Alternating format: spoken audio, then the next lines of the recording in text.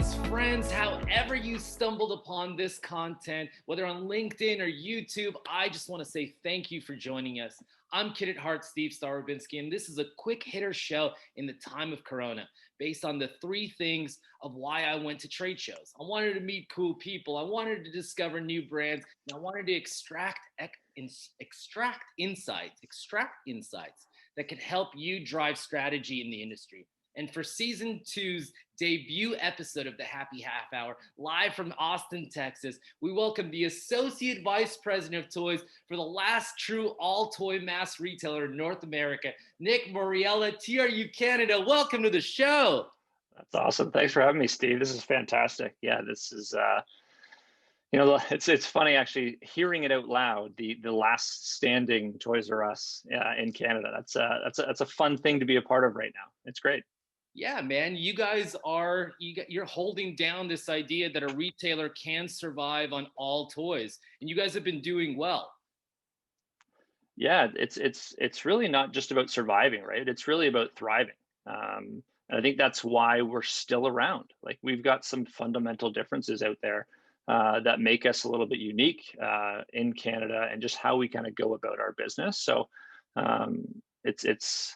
it's a team first culture around here, and it's a lot of fun for sure. Well, let's dive into that. And can you talk about what makes it magical for the consumer and profitable for the supplier and the investors?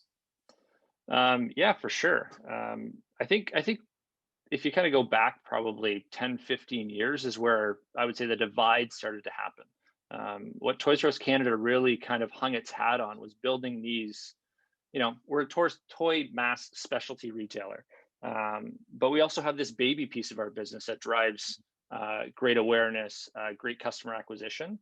And the decision was made by, people way smarter than me to put these in the same box, put two separate entrances on the front of the door, and make it one experience to really start that customer journey with baby registry, and then really carry them all the way through toys, outdoor, electronics. So that was the piece that really started to set Toys R Us Canada apart as we kind of rolled that out across the country. And then the other, unique thing in Canada is truly we don't have as many full-time competitors in the toy space. So you think about it, the landscape here, we don't have a Target. Amazon is absolutely here. But between us and the big W there are the only ones that really have a footprint meaningful across the country. So we really take that as we've got a right to own this in a space in toys and baby. And then the piece that makes it, I would say, profitable for suppliers and inventors is our team really takes a customer first approach. So like you've been to a million trade shows. Our buyers are out there constantly being pitched from inventors, which are fantastic. And they try to really kind of put that through that funnel to say, we know our customer really well. We know what a Canadian toy consumer is looking for, or we like to think we know. And we start to put that through that funnel and say, what can make sense? We've got these big stores. We can do anything. We can make a big event. We can have it as a small launch, depending on the inventor partner. But it really comes down to, how do we think Canadians are going to vote with their wallets on this one? And then we put it together. We're a small team. We're lean, so there's not a lot of hands in the pot to make some of this stuff come to life. So that part of it almost makes us a destination for small startups, inventors, newcomers, because there's not the bureaucracy and the red tape that need to jump through to get indoors. We try to remove some of those barriers to, again, just allow customers to find this stuff and be excited about a new way to play. I love that, man. I think that red tape and bureaucracy is one of the big things we got to break down. Innovation and consumer awareness is moving so much faster that if a brick and mortar or an omni-channel retailer doesn't move fast enough, Amazon will. And I'm happy to hear, I feel like TRU and TRU Canada have been experiential before that word became something that everybody said and didn't know how to spell. but I'm happy about it, man. And I think it's an interesting time to talk to you because we are officially 72 days away from Christmas, 58 days away from Hanukkah, and 74 days away from Kwanzaa. What is TRU Canada doing this year to market your incredible selection and curated expertise of all things play? It's absolutely wild that we're here again already. I feel like we were just not too long ago in the backyard swimming in the pool, and it's okay. Turn the switch and we're back into Q4. So like I kind of said earlier about our team being lean and nimble, we've got some great people in our marketing department that are just really taking our message, I would say, to a whole new level. Since 2018, through the bankruptcy and new ownership, we've really been able to add some new talent, and with that new talent is a whole new perspective. So we're going to have your traditional toy book, which I don't want to downsell. It's our best yet. It's our biggest yet. Yeah. Amazing deals and kind of on trend toys. We've got our curated list of our top toys. Our experts, our toy connoisseurs went through, selected, negotiated, made sure they were in our stores for customers to find. We're going to scream from the mountaintop. We've already started that. We actually kind of started that last week, which is definitely earlier in the past, getting our message out there about what we think kids are going to want under the tree this fall. And then it's really amping up our digital voice. Through COVID, as we've kind of all been sent home, as you can see, we started to really think hard about our flyer. We've been printing flyers forever, putting them in newspaper bundles and doing that sort of stuff. So we're really amping up our digital focus on making sure we're where parents and grandparents are shopping for this stuff. Where are kids seeing all their content? They're consuming things completely differently.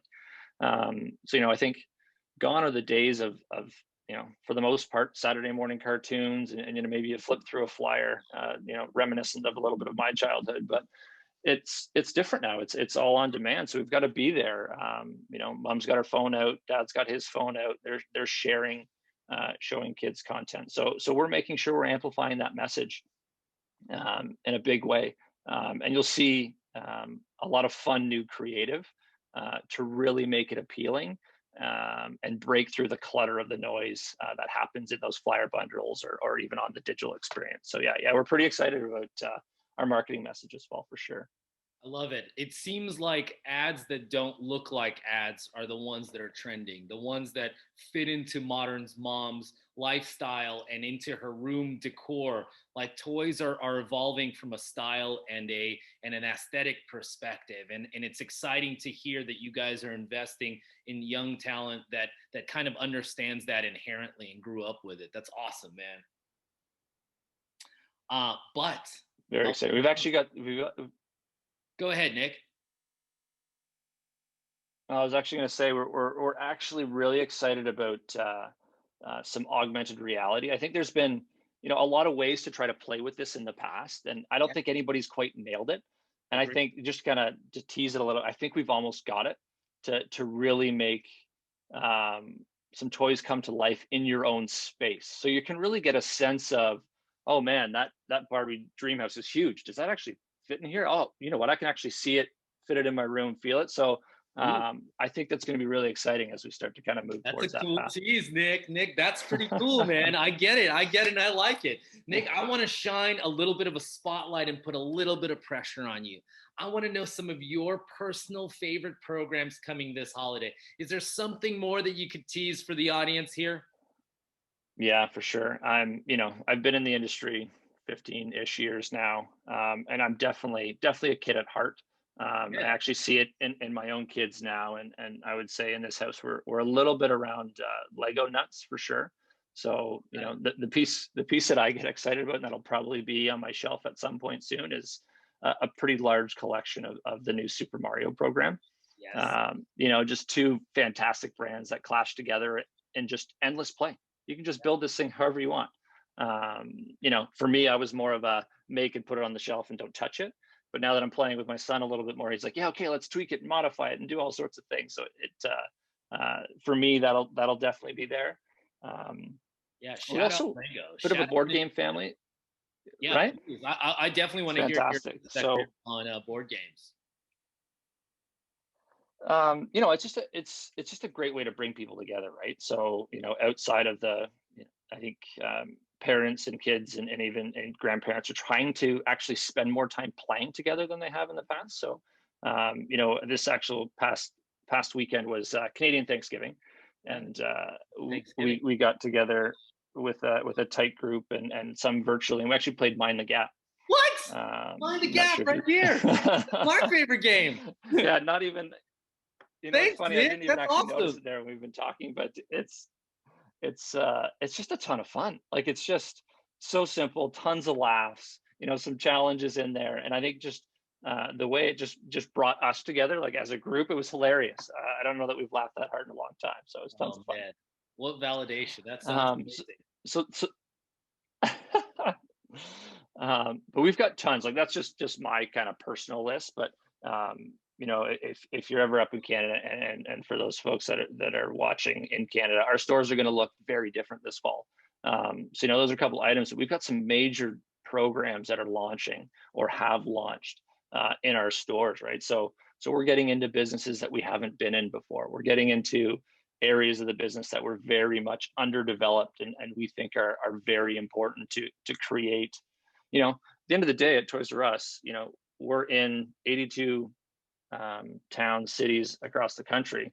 Those are our villages that will help parents and grandparents raise, productive members of society that are open-minded and creative, and willing to take a swing on their dreams. That's our role. We sell toys, which is great, but we've got something more to do.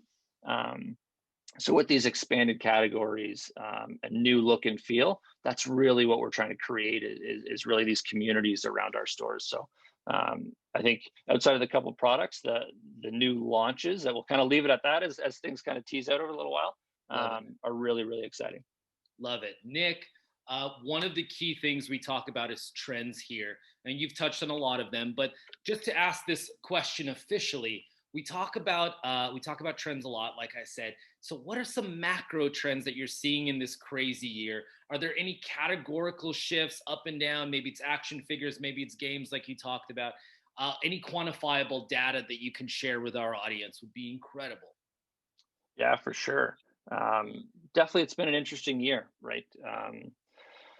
I think with parents for the most part, working from home or kind of a change of job situation, there's been a lot more time with everybody in one space, and a lot of parents from 9 to 5 are shooing kids off, trying to keep them busy, entertained with something that they don't need to interact with.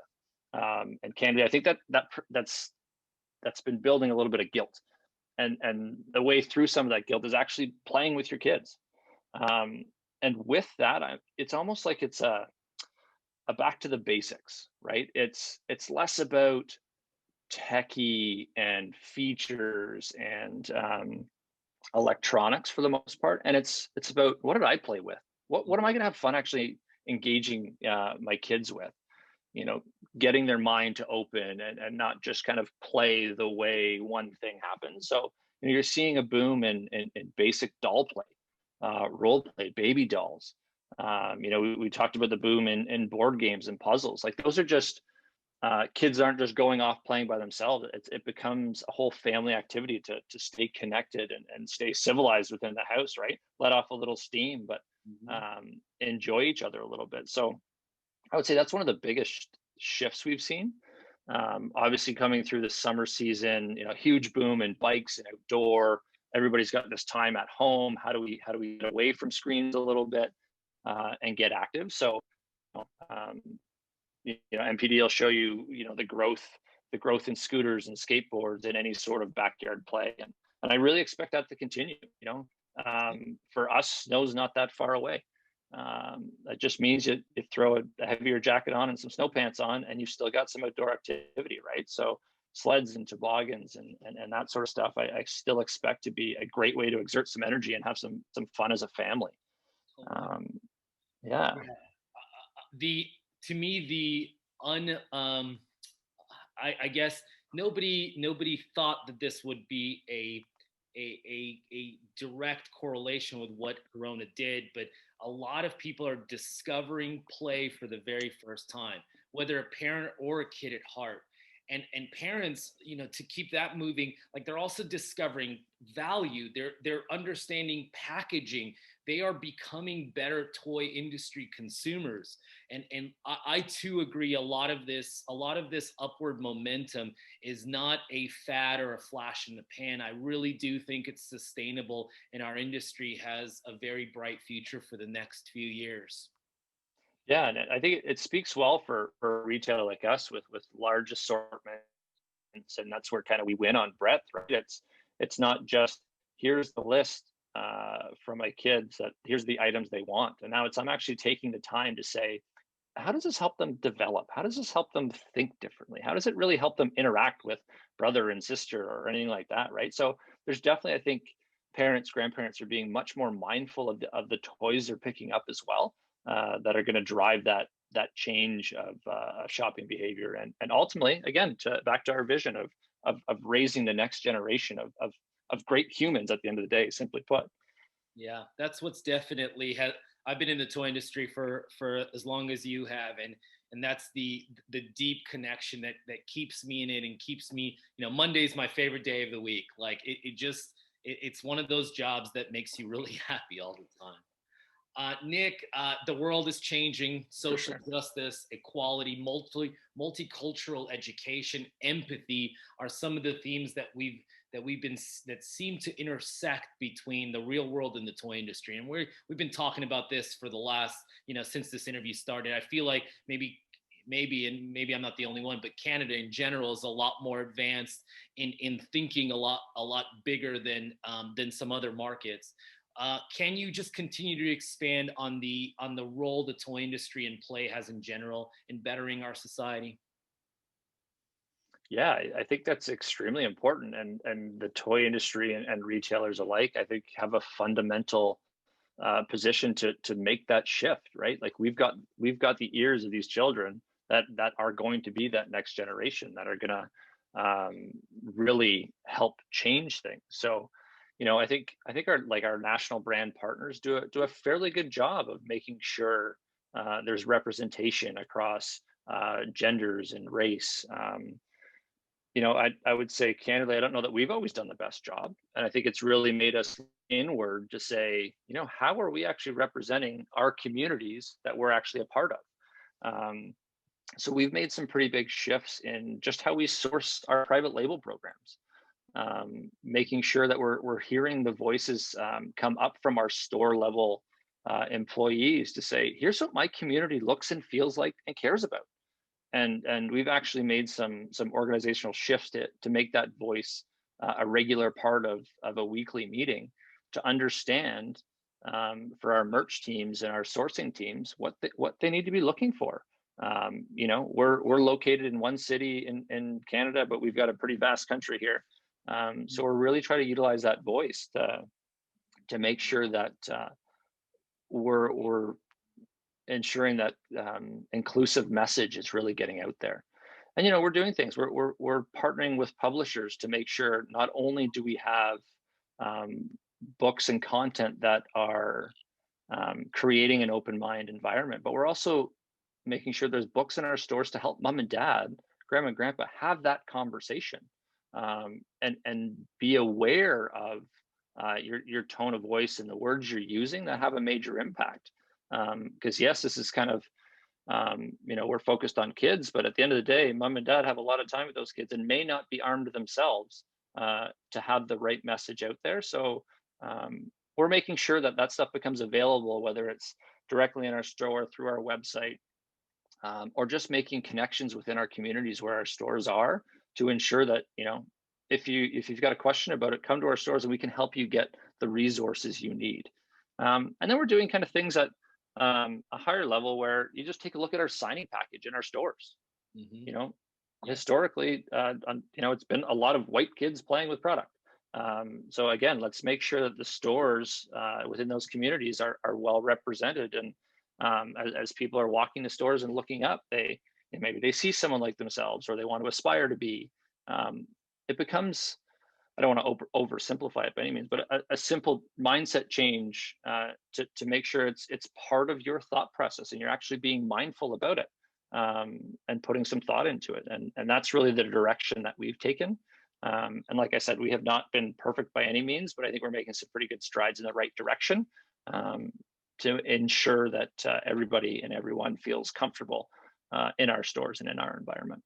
It's amazing to hear and really inspirational, man. I'm digging this a lot, man. I want to also ask, as it seems like during the pandemic, the omni-channel word finally means something, and retailers have upgraded it. Consumers are no longer, they have time to actually sign up for a different website other than Amazon, and are discovering all of these great e-tailers. How are you guys optimizing your omni-channel strategy? What are you doing to upgrade your website, Nick?